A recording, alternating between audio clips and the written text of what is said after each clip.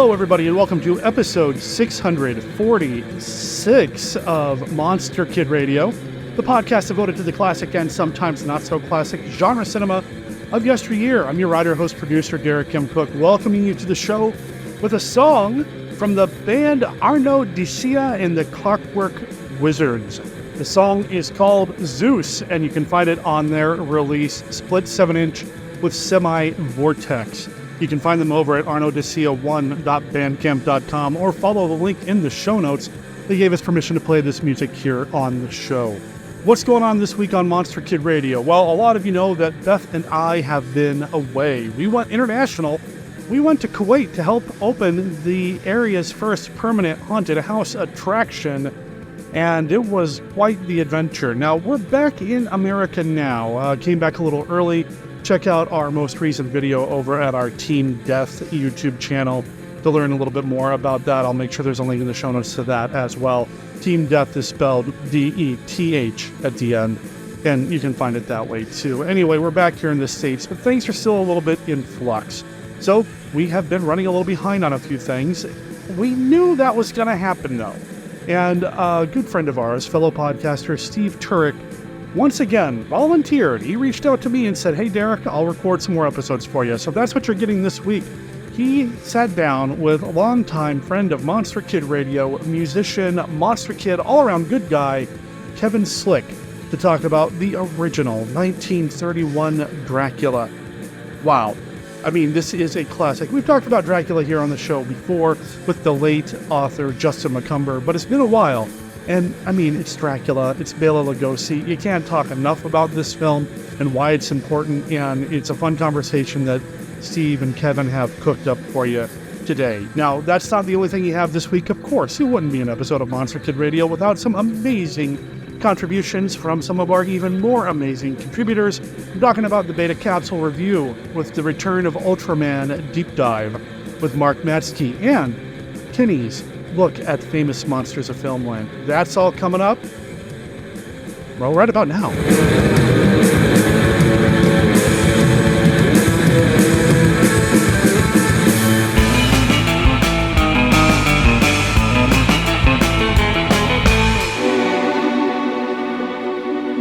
White Zombie, a new novelization of the classic horror movie from award-winning author Stephen D. Sullivan. Available now in print and all ebook formats. Find it on Amazon, Smashwords, Drive-Thru Fiction, and other quality outlets. Also available in a special edition, including the complete movie script. Grab White Zombie before it grabs you. Details at sdsullivan.com.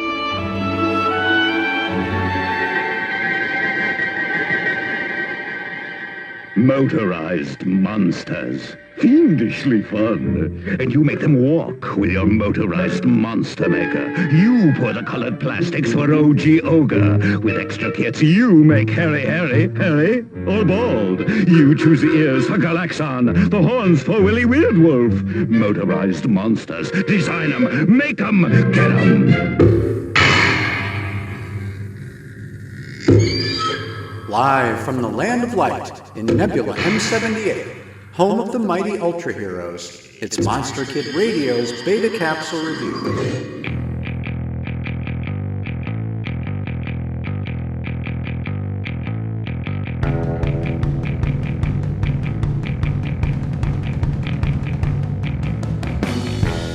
Return of Ultraman, Episode 39. 20th Century Abominable Snowman. Original air date, January 7th, 1972. A young couple, Hideo and Yoko, are in pursuit of the Japanese Yeti, said to appear every 12 years on Mount Gangen in Nagano. If Hideo obtains a convincing photograph of the creature, it will confirm his academic thesis, and the two researchers will finally be able to get married. However, as the abominable snowman strides into view, Yoko stumbles and falls, and Hideo chooses to help her to safety. In the process, he misses getting the evidence that would prove him right, and Yoko urges him to chase after the fleeing cryptid. Sadly, Hideo goes missing on the mountain, and Monster Attack Team becomes involved in a search and rescue mission to find the couple. They succeed, but Hideo displays erratic behavior, renouncing the Yeti as a made-up legend. Go is able to renew his acquaintance with Yoko through Jiro's new caretaker, Rumiko, and her recollections help Go connect the dots between the snowman and the discovery of an extremely cold planet drawing near to Earth. At the same time, it's revealed that the source of the Yeti legend is actually alien Varduk, which is paving the way for an invasion of Earth using Hideo as a kind of avatar. Varduk grows to full kaiju size and begins flash freezing everything in its path. MAT attacks from the skies, but the defense force is quickly overwhelmed by Varduk's icy vapor, and even Ultraman is not immune from the intense cold. 20th Century Abominable Snowman is the first in a loosely connected two-part winter horror series, featuring snowy alpine environments and the monsters that love them, coinciding with 2 January release dates. Episode 39 is certainly enhanced by the scenic location photography, which in many ways is reminiscent of The Phantom of Snow Mountain, episode 30 of the original Ultraman series. Unfortunately, 20th Century Abominable Snowman suffers in comparison due to the fact that Ultraman's monster Wu resembles a Yeti, while Ultraman Jack's Varduk decidedly does not. Be that as it may, episode 39 is significant in that it offers us a glimpse of Jiro Sakata's new life under the care of the Murano family, to which he seems to be adjusting surprisingly well, while providing Go with a potential love interest in Rumiko, although at this point, that relationship seems appropriately cool. For Monster Kid Radio's Beta Capsule Review, this is Mark Matzke reporting.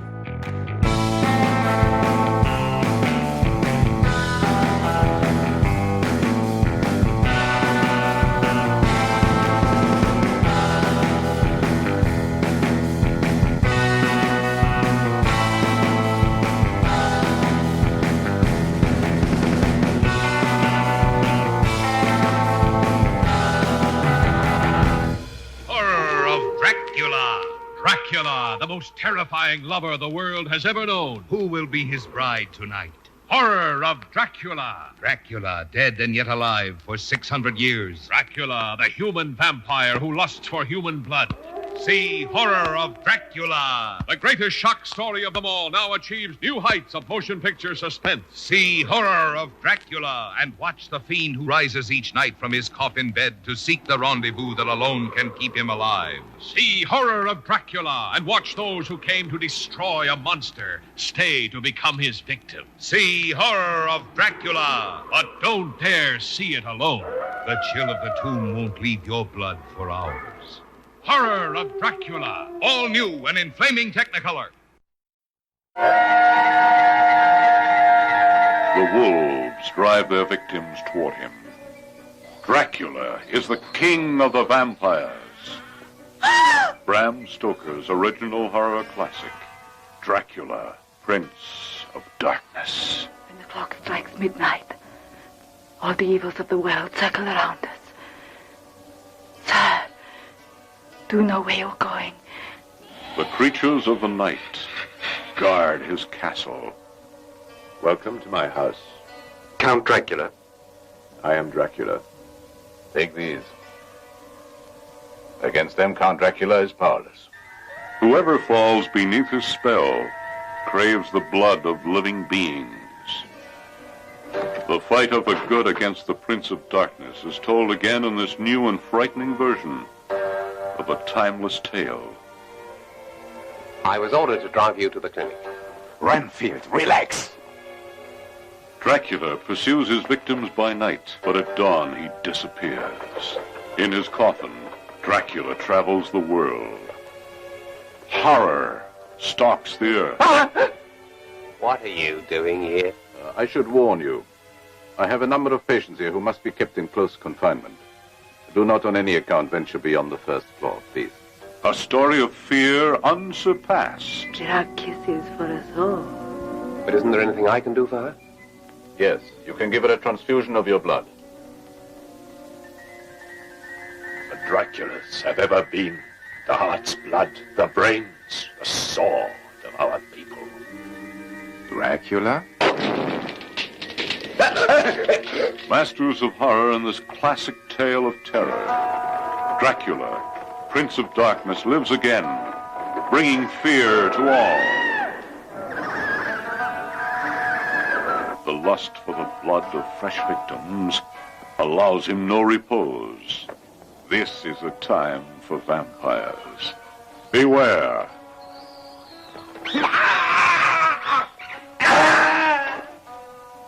His is the kiss that kills. Those upon whom he nourishes himself sicken and die, and then become like him, vampires themselves. Back! Back! This man belongs to me. But that's no explanation. He who penetrates Dracula's secrets risks his life. Kill. This is the night of decisions. A night filled with horror in Count Dracula's castle. Who is stronger? The first and finest of all horror stories. Bram Stoker's Dracula, Prince of Darkness. We wish you pleasant dreams. Hello there, Monster Kid Radioheads. This is Kenny with a look at Famous Monsters of Filmland.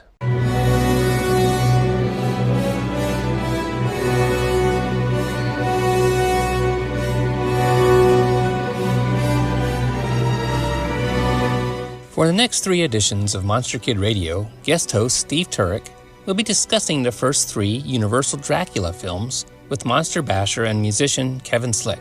In issues 22 and 23 of Famous Monsters from 1963, Uncle Forey did the same thing and more.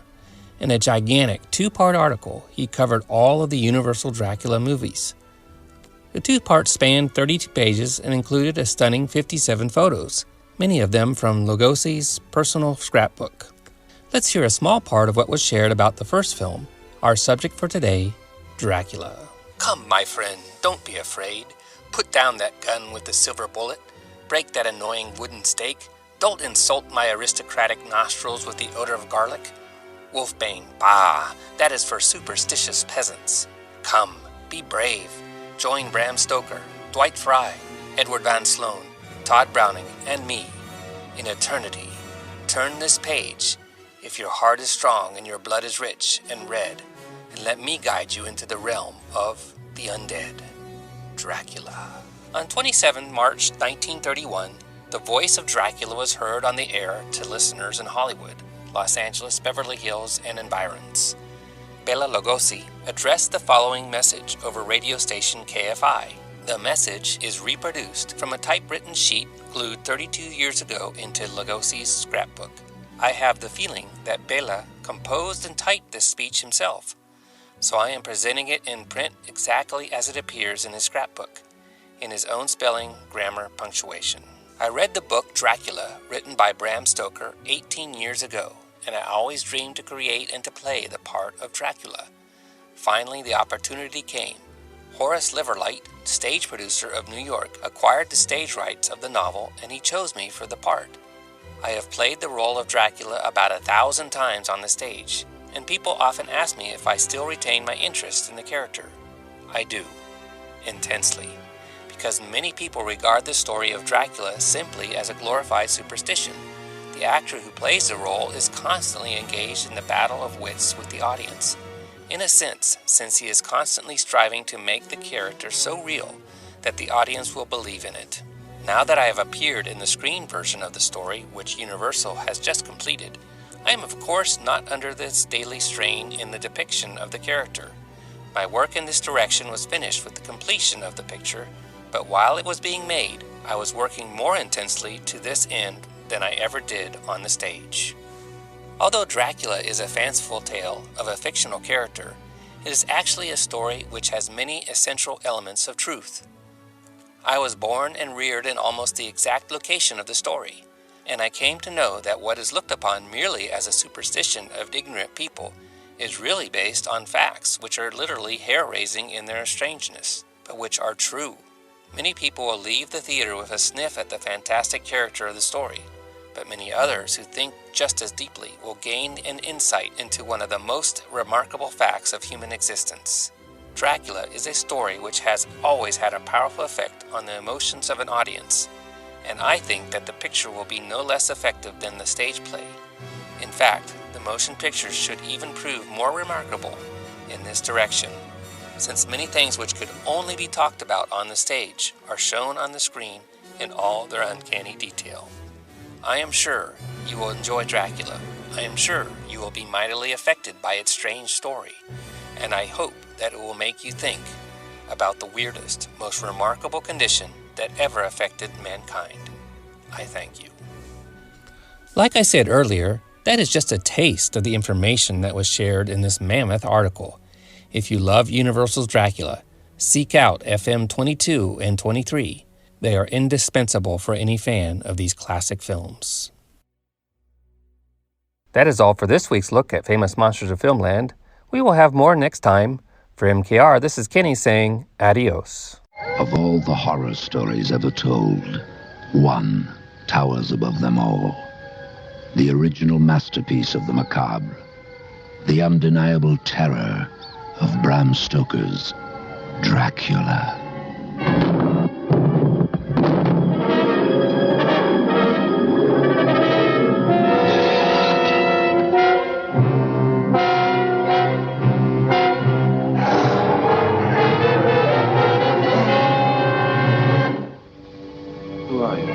What do you want? An evil that spreads its shadow of darkness across Europe to Victorian England.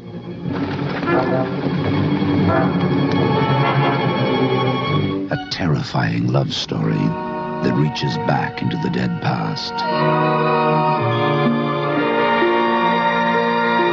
A nightmare that stalks through the centuries to embrace the living. Many motion pictures claim to be horrific. Now comes one which reaches a new height in unabated terror. The Bram Stoker masterpiece, Dracula. There is no way in this life to stop me. The Dracula legend continues. Frank Langella is Dracula with Laurence Olivier. From Universal, rated R. Under 17, not admitted without parent. Dracula. The greatest lover who ever lived, died, and lived again.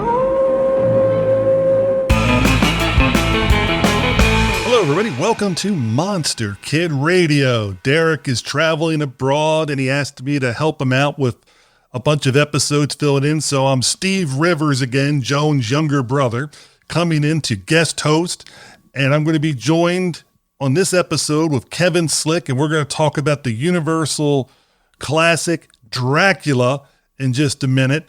Kevin's going to be joining me for 2 future episodes. We're also going to be doing Dracula's Daughter and Son of Dracula. So we got a little trilogy part happening. As to when these episodes are coming out, that'll be up to Derek. So hopefully you guys will all enjoy them and have fun. But now, without further ado, how are you doing today, Kevin? Good. Like you said, don't know exactly when this will be airing, but right now just enjoying a nice sunny autumn day, looking at the leaves falling off the trees outside. It is a beautiful autumn day here. We have a light rain going on, but it's not one of those bad rains where it's like pouring. It's just a nice, crisp weather with the crisp rain. It's almost like when you have an apple and it's got that moisture on it type thing. And so I'm walking the dog. I was eating an apple earlier when we were walking around near the woods and stuff like that. So to me, it's the perfect autumn type day.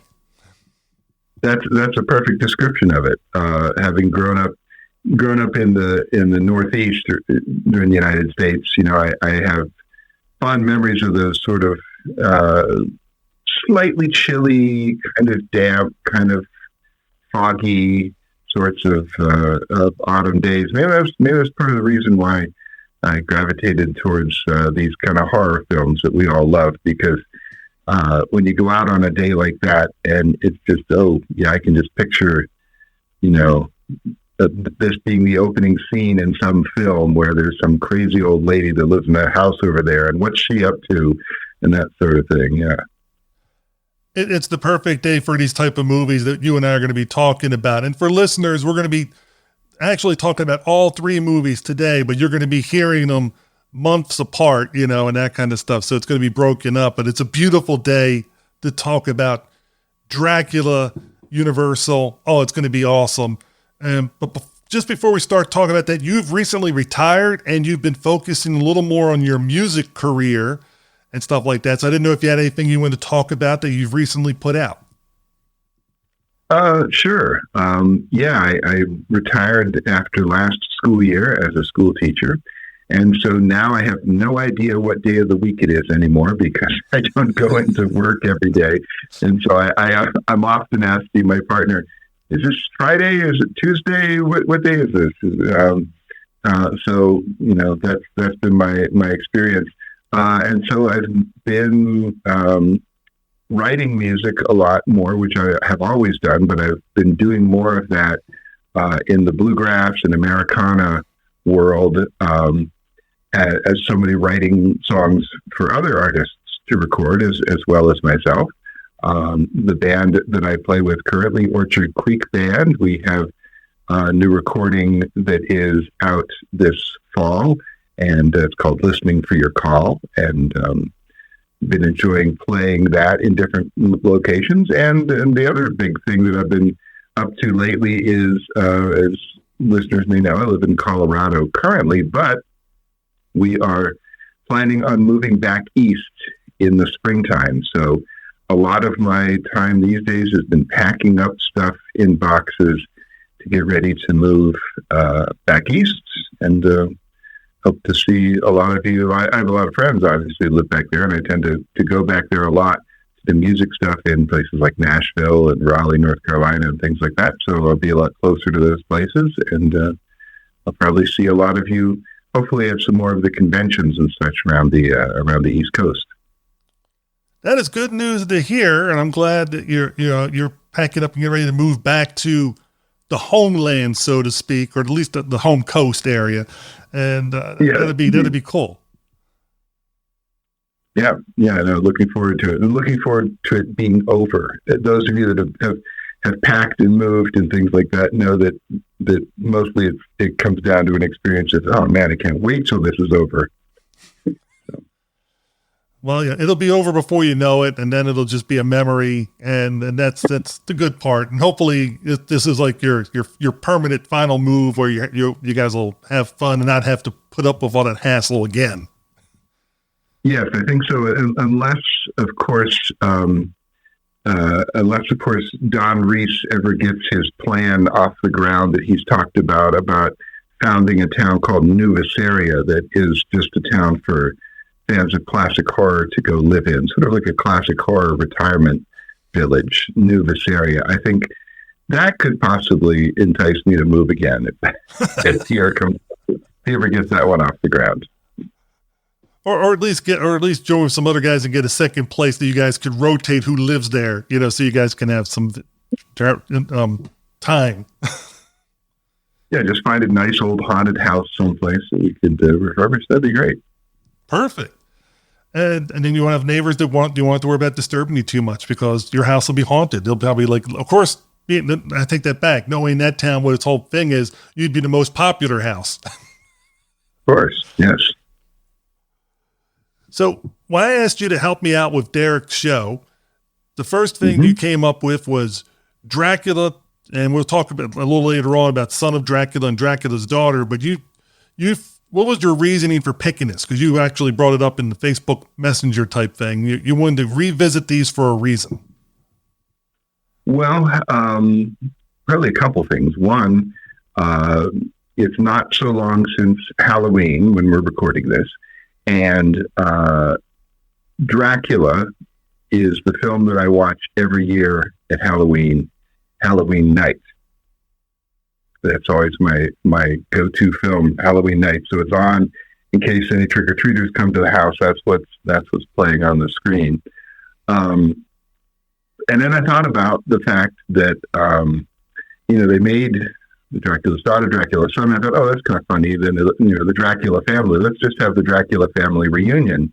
Would be kind of an interesting thing. But one of the reasons I also thought about it is I've heard critiques of each of these films over the years, various critiques of the films, and I realized I might have a nostalgic sort of attraction to these films. I mean, I saw a lot of these films in the theaters, obviously not the first release of them, but I remember going to see a double feature of Frankenstein and Dracula, probably in 1972, 73, something like that. They released those as in the theaters again.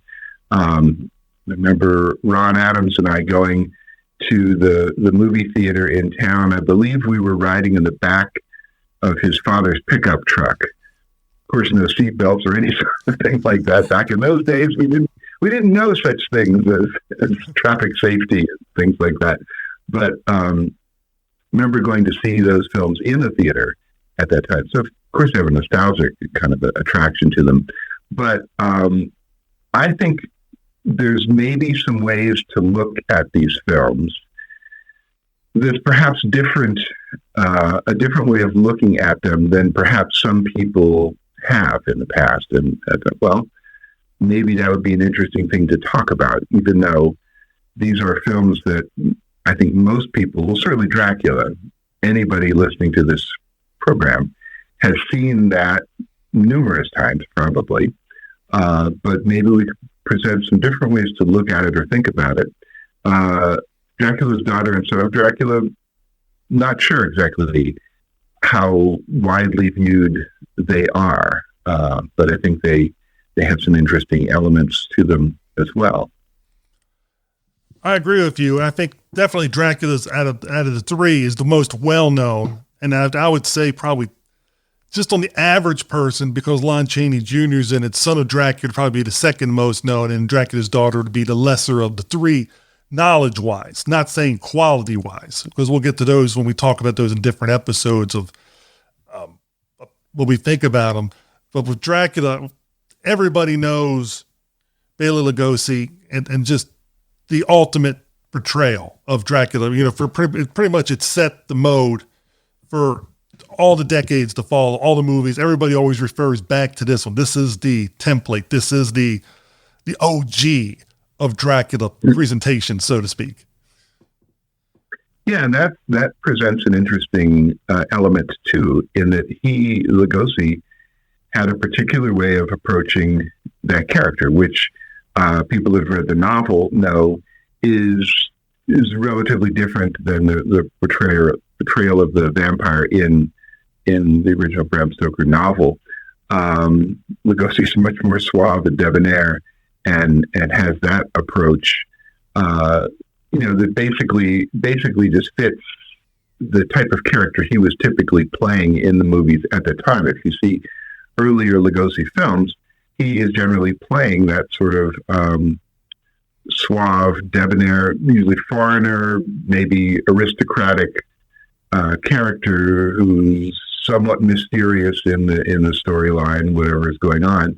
And so he basically is playing that same character, just happens to be the character that's also a vampire that we know and love from that story. So he portrays it in a certain way. And then I think an interesting thing is later film incarnations of Dracula, are all going to play against that in some way or another, either very, successfully or maybe not so successfully. I think, for example, one of the things that makes Christopher Lee's performances so successful and powerful is, while he was also, incredibly handsome, and suave, and very smooth, he was much more forceful, much more physical, much more energetic in his way, and that provided an interesting foil to play against. And so I think that's one of the reasons why I love his performances as Dracula as much as Lugosi's, because they're different. It's just coming from a very different way, and it's a very different performance. And some of that might have to do with the filmmaking, 1931 versus 1958, 59, 60, that sort of thing. The early, Dracula, you see, I think the closest in one of the scenes where he's about to, bite the victim on the neck, he gets probably within about 5 inches of the neck before it fades. Later on, that was, they went the full Monty, as it were. We got to see the blood, we got to see the fangs, the whole thing, everything was right out in the open. And that's part of, for me, what is interesting about, one of the things that's interesting about the Lugosi Dracula is just the filmmaking of that era. I think so. And also, it could have shown more if they chose to, because it was still pre-code. So they could have gone into some things, but there was a directorial or screenplay, whichever, somebody chose not to do it. But it's like one of the victims who was selling stuff on the street, he takes her and they back behind the wall, and then you hear her scream. And so you really, you just know she's a victim, but you don't know what exactly happens. And then you see later her body and that kind of thing. Mm-hmm. So it is a different time where it might not have been socially acceptable to show certain images on the screen, even though technically they could have, because of the code, as you brought up. Yeah, that's a good point. And in that, of course, the Spanish version, that a lot of people, I would imagine, are familiar with that as well, which I'll just come out right out now and say I don't really care for the Spanish version of it much at all. It's interesting to me, but I don't think the directing is as interesting. Certainly the actor playing Dracula is less interesting. But since you mentioned that, one of the things that I recall in I think it's in some of the extras that are on the Blu-ray set, is the actress that played Mina, the Mina character, Lupita Tovar, I believe the name. She comments that when they were making the film, because they were filming it on the same sets, just like alternating, that she noticed that the costumes in the English version were much more chaste and much more formal and modest than what she was wearing, these very low cut kind of dresses and things like that. So, and you're right, there's certainly films of that era, even American made films, that are pretty racy of that era. And they certainly could have gone there if they wanted to. But yeah, I think, and maybe that's in keeping with the overall feel of the movie too, which we can talk about a bit. And I think it's one of the areas where some people that I've heard critique it or say they don't really care for it, the things that they've commented on that they don't seem to like so much in the film. I will admit, out of the Dracula's movies, the ones that are just Dracula, Christopher Lee and all the ones that, like Frank Langella's and all the ones that have come out since, and even Nosferatu, I can throw that in there. As a movie, this one doesn't hold up to me as well for repeat viewings as some of the other ones do, but the performance of Lugosi is just so spectacular. It's the one. It's right up there with Lee. Both of them are like, they set different templates up for everybody else to follow and to go with and how to do it. One is both of them are suave, but one is more, as you say, the aristocratic, more. Not to say passive, but he's not physical, not less physicality. Where Christopher Lee's is this physical, imposing presence where you can see him glide effortlessly up the stairs, carrying luggage or doing different things. And you just feel so intimidated by him. And the other performance, of course, is Dwight Fry's Renfield, which set everybody's up. It was even spoofed so well in Love at First Bite, and it was just like with the laugh, which I'm not even going to attempt because it's just so good. It's just so classical. How he does the Renfield, laugh. I almost attempted. I was like, no, don't go there because it's just going to be a pale imitation. Friends don't let friends do it. I think actually one year at Monster Bash, I'm thinking, I don't know, I believe we had a Renfield laugh imitation contest. I think I'm trying to remember that. For some reason that comes to mind that was something we did one time when, people got up on stage and did their best impersonation of Dwight Fry as Renfield. It might have been one of the times that we had Dwight Fry Jr. at the Monster Bash, which was some of the very early Monster Bashes, and he was just a marvelous fellow. He was a wonderful fellow to talk to, indeed. Yeah, I think they're. So you were touching on the acting of the different characters in it, which I think is important. The filmmaking of Dracula, as I see it, and this is a place where I know a lot of people have critiqued it and said, like, well, especially in the second part of the film, it moves too slow, or it's not interesting. Once we get out of the big castle with the cobwebs and everything like that, it's not interesting to me. Here's a couple of ideas I'll throw out that you might be interested in, or our listeners might be interested in. So the film, obviously, we all know, is directed by Tod Browning, a director who made, I don't know, probably most of the films that Tod Browning made were silent movies. I don't remember offhand how long he continued to work into the sound era, but most of the films he made were silent films.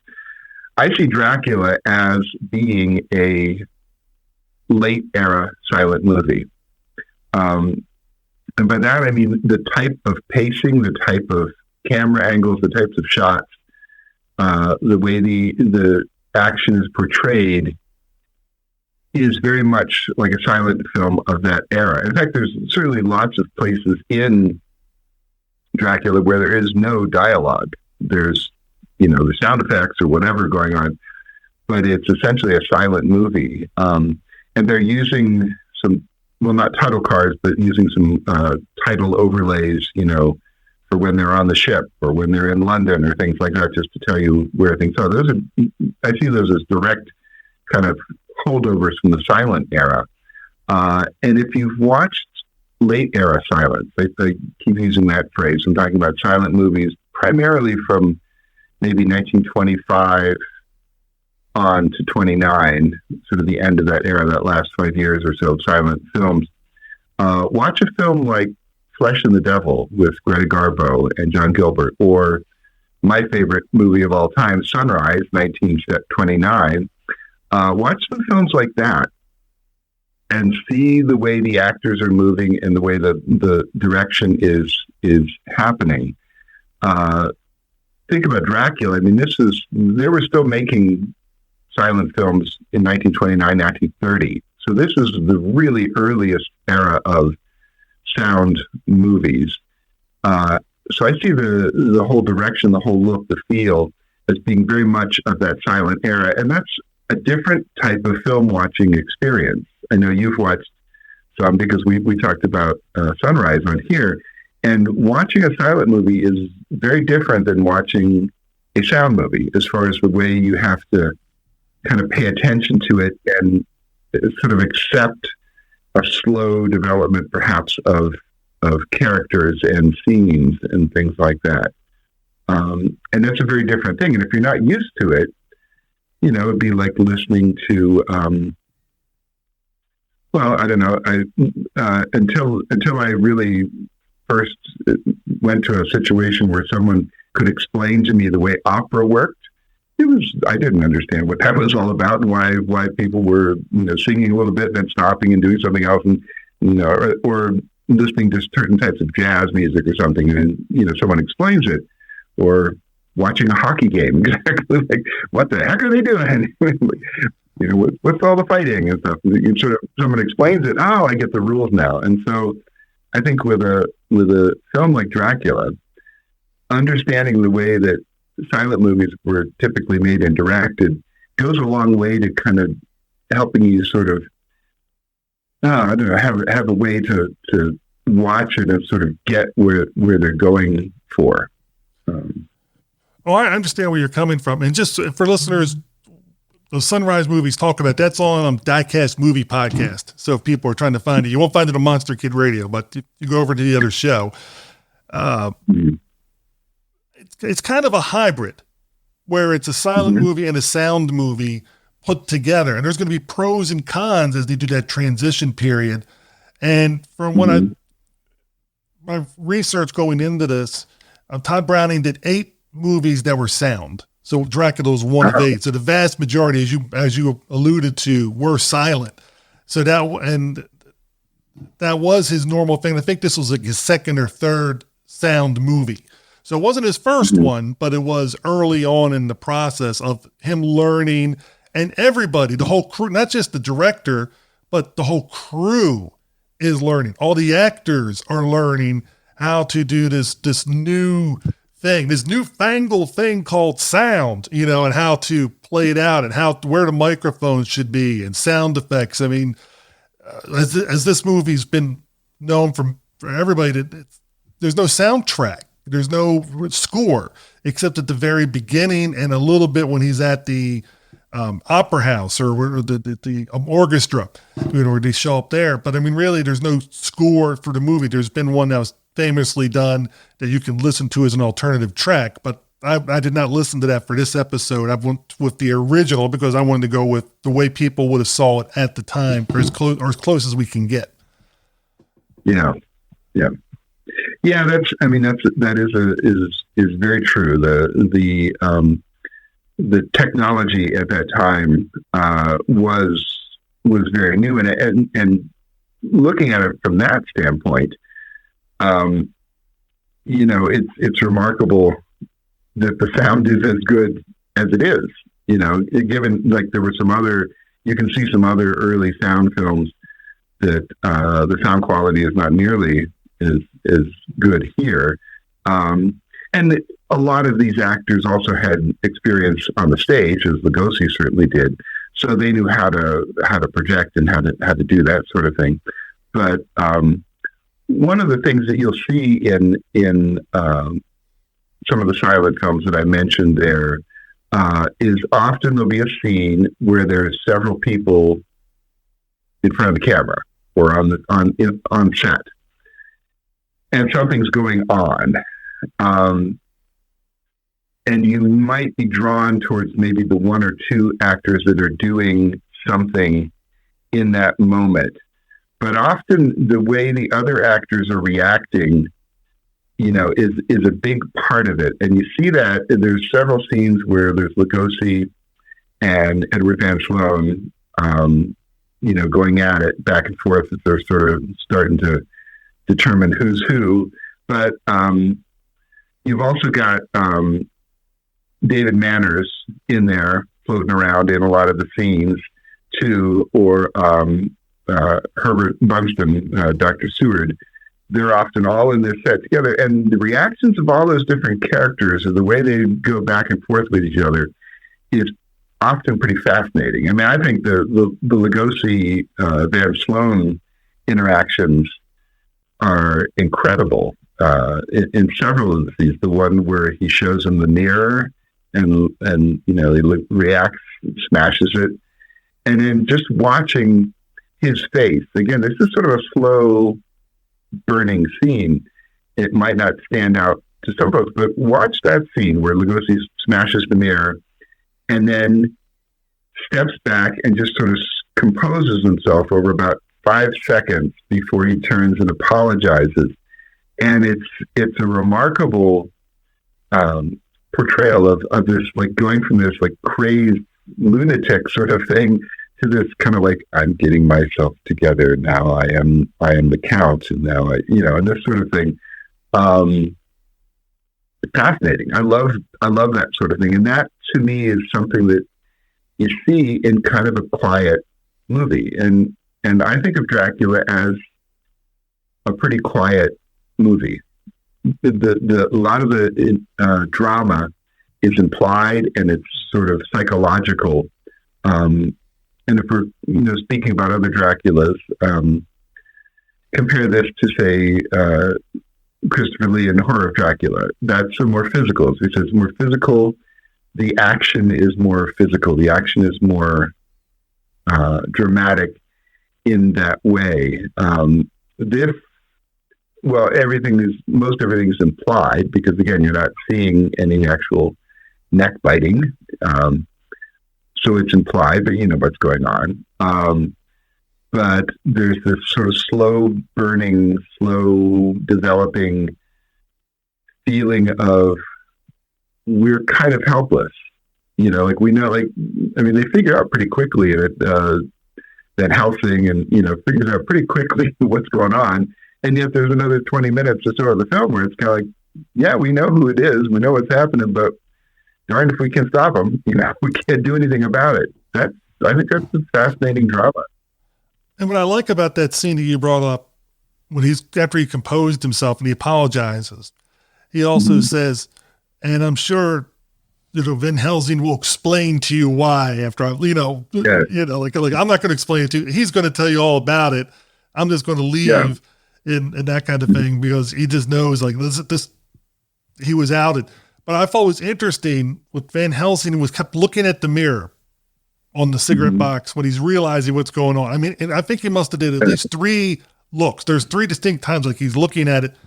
And John Harker, David Manners, is next to him, facing it, but next to him. And see, when you're next to somebody, you're going to see them keep looking down, and eventually you're normal human curiosity. You too are going to look to see what is he looking at, and you're going to look in that mirror, and then you would notice, but he never did. I mean, he kind of realized, but he never. And I thought that was something that was missing a little, because that would have been something a normal human reaction would be. I got to take a look. If you walk out of a building and you see a bunch of people staring up at the building, when you see one person, you might not notice it, but if you see 2 or 3 people or somebody, drawing their attention 3 times, you too are going to look up, even if you're looking at, if there's nothing there, you still are going to what are they looking at? You might not see it, or you might ask, what's everybody looking at, as you too turn to look. And of course, he didn't want to interrupt the stuff that's being said because other people were talking, but he would have, I think, naturalistically would have looked. And I thought that was kind of a interesting acting or directing choice not to have him look. Yeah, I wonder about some scenes like that in what I assume is just the script, the scripting of the scene and the writing of it, because you certainly could have had that scene take place. Like you said, they cut 3 times to Van Helsing looking in the mirror, and what would seem like an obvious scene to me would be a shot of Harker looking at the mirror and then looking surprised, look up at Van Helsing surprised, and Van Helsing might be shh, don't say anything yet, or something like that. They could have played that sort of scene. The scripting of the storyline, and I don't know compared to the script of the show, of the play, because I know that was instrumental in the whole creation of the film, as far as using John Balderson, I believe, is the writer that adapted it, his work for it. Yeah, they certainly Harker comes off as, well, everyone does except for Van Helsing, comes off as pretty clueless to a rather alarming degree, although it may be, I don't know, it could be that was intentional, in that there, early on, there's the scene where, after they've met Count Dracula in the opera house, Lucy and Mina are talking, and she says something about, "Get me someone more regular." And Lucy says, "You mean like John?" And he goes, "Yes, like John."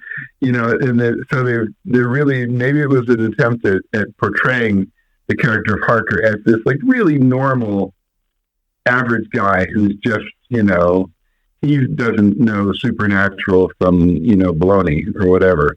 But that's he is such an ordinary average guy. He's not even thinking about the possibility of such things. And the Dr. Seward, again, being this just very, scientific, but just do things by the book, don't question things sort of character or something like that. Perhaps that was seen as a way to kind of set them apart from the Van Helsing character a bit, maybe, or something. I don't know. It could very well be. And obviously, to me, it's a 3-person story for the most part. Mm-hmm. There's 3 main characters, Dracula, Renfield, and Van Helsing. To me, they're the most interesting. They're the characters that draw you in when Van Helsing and Dracula are on the scene, in the scenes together. You were just riveted between the interaction between the 2 actors with the reaction and action that they're doing. So they're playing off each other beautifully, and how they go through it. And of course, Renfield, Dwight Frye comes in and just steals all these different scenes. So you always are drawn to you. So you have 3 charismatic performances, and then you have David Manners, and it's just, I don't know I can't blame him, because you're stuck in scenes with almost always one of these 3 guys is in there. Mm-hmm. Sometimes 2 or 2 of them at the same time, and you're just going to get put to the side. He's just, as you said, he's just regular, and then you got these guys here that are just so dynamic, and you got regular, and you just can't help it. It's just he's not able to raise to the level they are, and it could again be the way it's scripted and other stuff. But there are things, as you and I have both seen in lots of films, where some people are given material that isn't the greatest, but they're able to make something out of it to still make their performance unique and memorable with that. So there is no such thing as a small part. It just depends how you portray it and how you go about doing it. And I think, somebody else in that role could have brought more to it. But then again, he's not one of the main things you're there for. You're not there for John Harker. You're there for Dracula, Van Helsing, Renfield, and how it all goes, that interesting little battle of wits between the 2 of them, and Renfield, whose loyalties go whichever way the wind is going at that particular time. Yeah. Well, and David Manners certainly played that character a lot. You look at him in any number of films, Mommy or Black Cat or whatever like that, and he's basically playing the same character. He's the love interest of the woman, who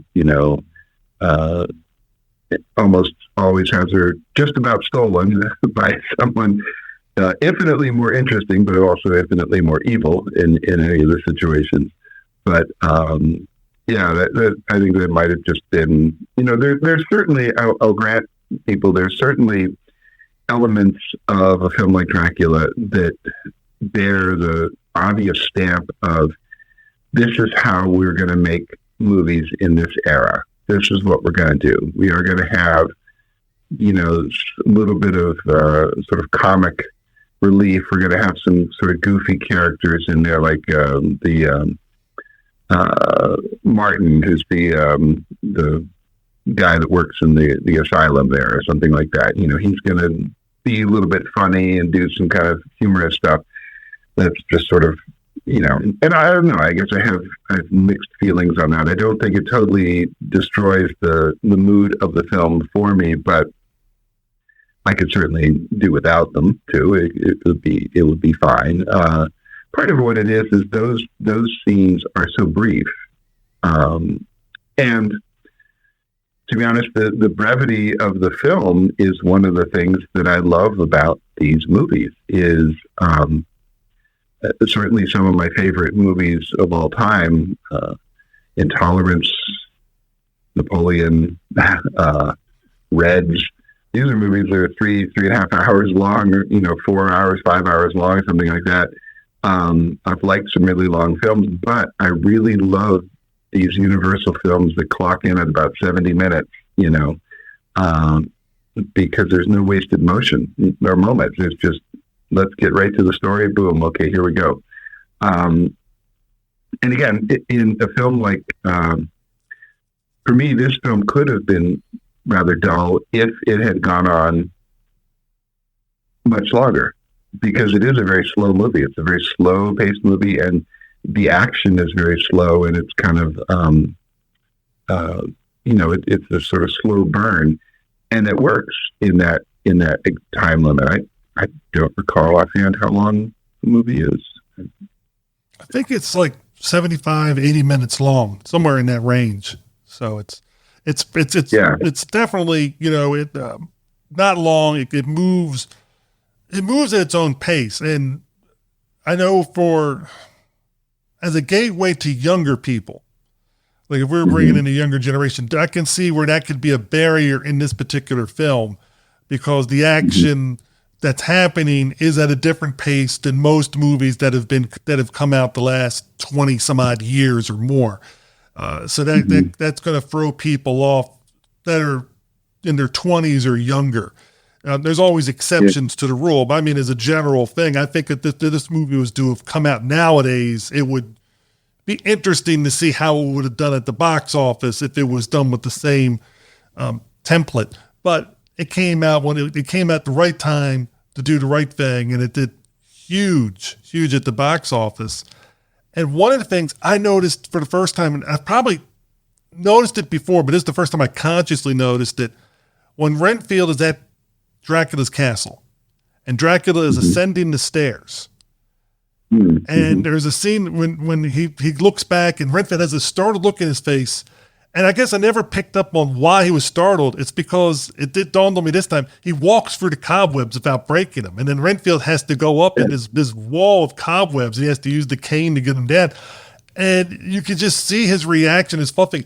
How did he go through that and not disturb this? There's no way in the world he could have walked around them or whatever, but yet he walked through the cobwebs without disturbing them at all. And I just thought that was fascinating, because it shows you right away how supernatural he is, which was already established a little bit with the villagers prior to that. But this was his first time experiencing it. There's something different here. Or did I just imagine it? But I can't imagine it because of the cobwebs are there. So it had to have happened, but it couldn't have happened. So it's an interesting dilemma. Yeah, no, and were it me, that's where I would be hightailing it out of that castle in a hurry, because I wouldn't have stuck around to see what happened next. But you bring up a good point about the evolution of filmmaking and the ways people make films and what people expect out of seeing a movie. And yes, I would say that watching a film like this needs to be, and that's kind of I guess was part of my thought in talking about it, is that it needs to be presented in a way of, this is a different sort of experience. This isn't, the latest Marvel blockbuster. It's not an Avengers film. And I love those too. I go to see them every time they put out a new one. But it's a different sort of thing, and I think that's perhaps one of the things that those of us that love these kind of movies can think about or can work with, is the idea of how do you present them to younger audiences? How do you present them to an audience who is not really familiar with it? Because there's certain, one of the things you can also see in a film like Dracula is you can see this whole sort of dictionary of encyclopedia of film, tropes in the horror genre start to emerge in these early films. And it's like, oh yeah, that's where, just the fact that there's cobwebs all over the place and stuff like that. Like, that started someplace. That didn't just appear. Like, that started someplace where someone said, this is what makes a place look creepy, is spider webs all over the place. And knowing that that's part of that filmmaking decisions that those people did. That's kind of fascinating, I think. So it's basically just that to enjoy it, watch it in a different way, watch it with a different set of expectations, watch it for the slow kind of action, watch it for the interaction of the different characters. Another scene I love, where again you see this sort of slow changing of the characters, is where Lugosi and Van Sloan are facing off, and Lugosi's trying to hypnotize him basically, and he's got the hand with the gesture, and he's like, "Come here." It's really extends it, "Come here," this sort of thing like that. And you watch that Sloan's face start to change, like he's starting to fall under the spell, and then he breaks out of it. That, to me, that's a really fascinating little piece, but it's kind of subtle. It's not real obvious what's going on. You watch it for those kind of moments. You watch it for those little bits of action where the characters are evolving and changing and really showing on their face what they're feeling. That, to me, that's what's one of the things that makes that film so fascinating. And I think it's just a beautiful film to watch. I think Bela Lugosi is a beautiful human being. I mean, he looks so good. He looks so good in that film. I think it's just wonderful. And then the sets. I mean, the sets in the beginning, yes, the capsules, those are just gorgeous as far as that whole thing goes. Granted, the scenes later on in the asylum and the offices and things that got maybe less fascinating, but still, those are some beautiful looking actors in there doing their thing. One of the things I wanted to bring up just before we end this episode, and I don't think she gets a lot of credit, but Helen Chandler as Mina, the scene with her and Harker when she's on the balcony or whatever, the outside area, and she is clothed, Dracula's got her influence on her, and she's talking about the night and how she just enjoys it. And he's like, what's different? But the way she's able to play up with the energy and things. And then when he's sitting there and she's just starting to look at his neck, and just, you can see that hunger there showing up in her face. And I thought she did such a good job of trying to, show that character change and how she is going for the metamorphosis and how she is now progressing to the side of being a vampire and those kind of things. I thought that was very well done by her. And I don't think a lot of people give her credit for that, because we usually talk so much about the other three because they're so, but she did an excellent job in that. And again, I hate to pick on David, but here he is again, getting the thankless role as being the straight man, to everybody else's performance. Yeah, no, that's good. Good point, because she, it's true. In a lot of the film, she looks like this sort of porcelain doll of a character, it's just sort of there. But yeah, she really, lights up in the scene you're describing there. And it is wonderful. She's got this sort of manic, way she's delivering things, and it's great. And then that look on her face, yes, when she's like closing in on his throat, it makes me wish that somewhere in one of these films they had given David Manners a role like that, where he had to change from the sort of mild-mannered, ordinary, logical, good-looking guy that gets things done into this kind of frantic character. What would that have been like? I would have loved to have seen that, because as a person, he was a fascinating person. He was very much into the metaphysical and supernatural and such things as that, and wrote extensive journals on his sort of musings on the supernatural world and metaphysics and things like that. That he could have probably done something really surprising like that. It would have been probably wonderful to see. I think so too. And, I don't want to sound like I was picking on him too much. It was just the other performances are just so high level at that time. And to be the straight guy is a tough role to do because, you know, you have to sacrifice and if the director in the script is calling for that performance to shine, then you have to sacrifice your ego and let it go that way. You don't want to be stealing the scene from them when it's their scene at that particular time. So there is things that, you know, like I said earlier, you could do to make it interesting, but then you're also going to be careful of not crossing that line to where you're drawing attention to the wrong spot that they're looking for. So in his defense, he might have been, you know, you got to do what you're paid to do.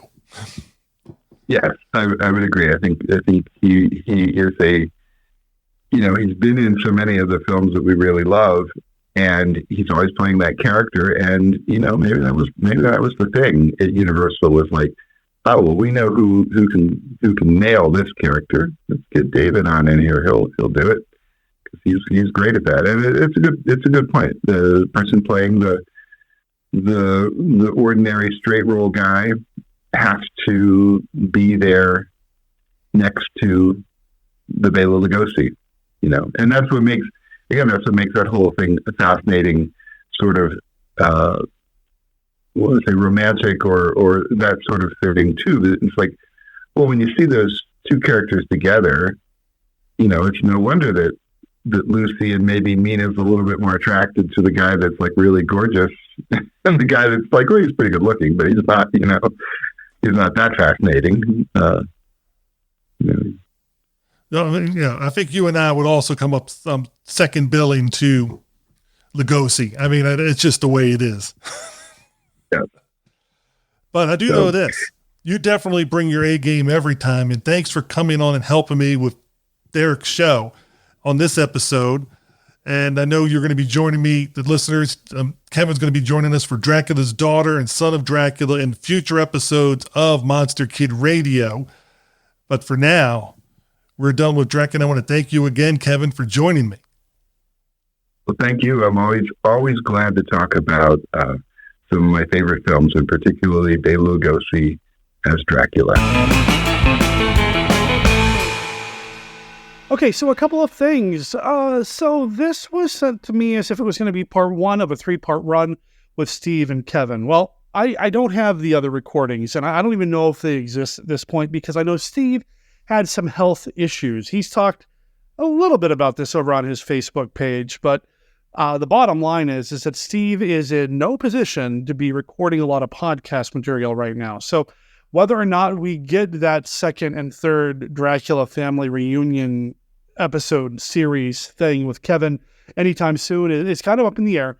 Steve is okay based on his last post and the last communications we've gotten from him here at Monster Kid Radio. He just needs some time to recover from some things going on with him. So stay tuned for that. Keep your fingers and tentacles crossed for Steve.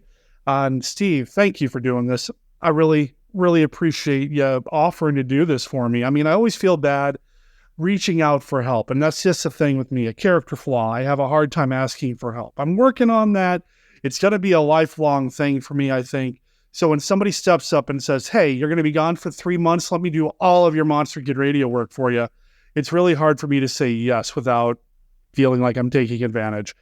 Steve never makes me feel like I'm taking advantage of him.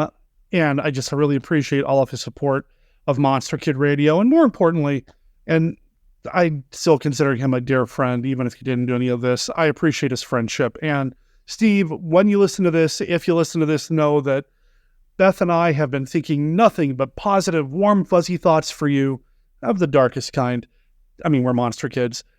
When we were in Kuwait and where we are here now in the States. So get well soon, my brother. And Kevin, thanks for being part of the show. Now, that all said, we're going to continue to honor Steve's work because next week on the show, we're playing another recording that he did before he had his health stuff happen. We're going to get our kaiju on, which seems fitting because, well, Godzilla -1. Oh my. That was one of the very first things that Beth and I did when we got back to the States, is we went to go see that because it wasn't playing in Kuwait. We saw Godzilla -1. Did we like it? Well, we're going to talk about it a little bit next week. You're going to hear from Jeff Pullier as well. He's going to talk about it, but we're going to get some classic kaiju action as well because next week, Steve is sitting down with his podcast partner Alistair Hughes to talk about the terror of Mechagodzilla. Oh yeah. I love me some hot kaiju action. Terror of Mechagodzilla has some of the best. I'm excited for that conversation. That's coming up next week. You can find out everything you need to know about Monster Kid Radio. Follow links to everything that we've mentioned here on the show over at our website at monsterkidradio.net. Over there, you're also going to find our contact information. You can email me anytime about anything at monsterkidradio@gmail.com, or you can call and leave us a voicemail at 360-524-2484.